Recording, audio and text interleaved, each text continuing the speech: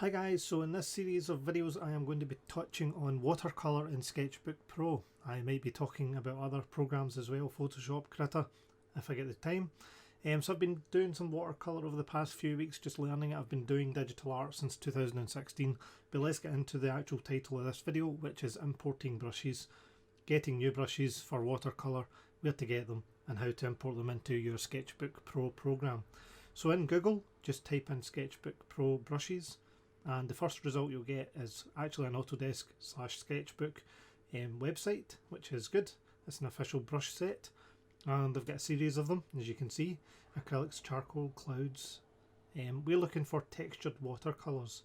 Now this will download to wherever your default download is, and you can go to show in folder to find out where that is. It will give you the address bar at the top.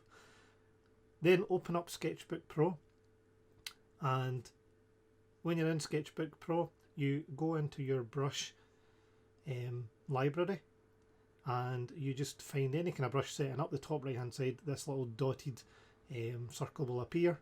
You can click on that and it'll give you different options, and the bottom one is import brush set.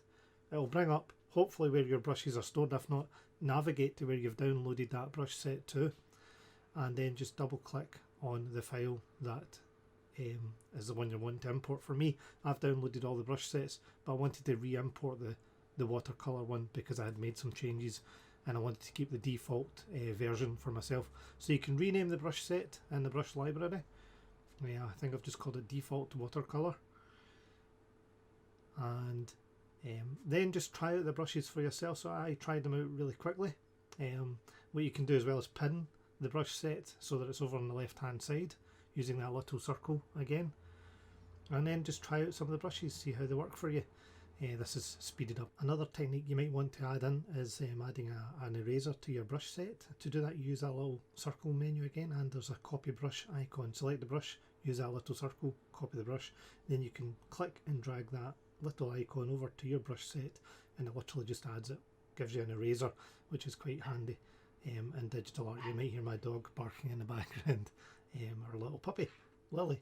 You can rename your brush set, you can rename your brush using the different menus as illustrated. But I've been doing some drawings like the fox and the little snowman that you've seen at the beginning.